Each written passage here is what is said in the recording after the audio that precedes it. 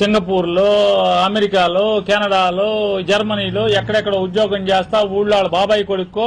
మేనమామ కొడుక్కో ఆడికో అక్కడ భోజనం పెట్టి అరే మీరు తలకు $4 వేయండిరా అని చెప్పి డల్లాస్లో భోజనాలు పెట్టి అందరినీ డాలర్లు పోగేసి అక్కడి నుంచి ఇక్కడికి పంపించి హైదరాబాద్ నుంచి బెంగళూరు నుంచి మెడ్రాస్ నుంచి బస్సులు పెట్టి అక్కడి నుంచి ఉద్యోగాలు చేసే వాళ్ళని తీసుకొచ్చి ఓట్లు వేయించి రేపు వస్తారా వీళ్ళందరూ అంటున్నా బాగా పంగనామాలు పూస్తున్నారు కదా అందరికీ ఇటు వీళ్ళకి అటు వాళ్ళకి మిమ్మల్ని మోసిన వాళ్ళకి మహిళలకి దివాళా మహిళలకి పంగనామాలు పెట్టారు మీ కార్యకర్తలకి టీడీపీ కార్యకర్తలకి ఇటుపక్క జనసేన కార్యకర్తలకి పంగనామాలు పెట్టారు వ్యాపారస్తులకి పంగనామాలు పెడతారు ఏం జరుగుతుంది ఈ రాష్ట్రంలో దోచుకోవటం హైదరాబాదు సింగపూరు చెప్పని దేశాలకి వెళ్ళిపోయి దాచుకోవటం తప్పితే ఏముంటుంది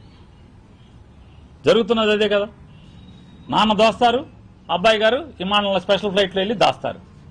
నాన్నగారు దోస్తారు అబ్బాయి గారు ప్రత్యేక విమానంలో వెళ్ళి దాస్తారు ఎక్కడికి వెళ్ళారో చెప్పరు చెప్పకుండా వెళ్ళిపోతారు కొన్నాళ్ళు కనపడరు మాయమైపోతారు దాస్తారు వచ్చేస్తారు 7 సముద్రాల అవతల ఏదో మామూలుగా ఎక్కడో ఉంటుందని చెప్తారు చిలక ఉందో చిలకదా అంటే అక్కడ దాచి వస్తూ ఉంటారు కాస్త ప్రజల గురించి పట్టించుకోండి మీరు హామీలు ఇచ్చిన వాళ్ళ గురించి పట్టించుకోండి హామీలు ఇచ్చిన గురించి పట్టించుకోండి ప్రజల గురించి పట్టించుకోండి ఉద్యోగస్తుల గురించి పట్టించుకోండి ఇంతవరకు రాష్ట్ర ప్రభుత్వ ఉద్యోగులకి పీఆర్సీ వేయలేదు పీఆర్సీ ఇంతవరకు ఐఆర్ ఇవ్వాలి కదా ఐఆర్ ఇవ్వలేదు 2 ఏళ్ళు అయిపోయినాయి ఇంకెప్పుడు ఇస్తారు అంటే మార్చిలో ఎలక్షన్స్ అయితే ఫిబ్రవరిలో ఐఆర్ 40% ఇచ్చామని చెప్పి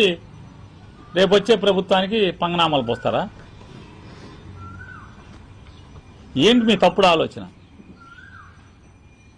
ఎవరికి ఏ ఉద్యోగికి ఏం చేస్తున్నారు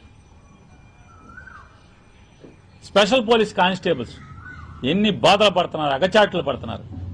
ఏపీ స్పెషల్ పోలీస్ కానిస్టేబుల్స్ నరకం చూస్తున్నారు కదా వాళ్ళ కన్వర్షన్ లేదా ప్రాజెక్టుల్లోనూ ముఖ్యమంత్రి ఇళ్ల దగ్గర మంత్రుల ఇళ్ల దగ్గర గుళ్లలోనూ గోపురాల్లోనూ వాళ్ళ బతుకు వెళదీయాల్సిందేనా స్పెషల్ పోలీస్ కానిస్టేబుల్స్ అందరూ వాళ్ళ కన్వర్షన్స్ ఎవరా ఏదో చెప్పారుగా సెలవిస్తాం పోలీసులకి పోలీసులు కూడా వర్క్ ఫ్రమ్ హోమ్ చేయొచ్చు తమ్ముళ్ళు పోలీస్ తమ్ముళ్ళు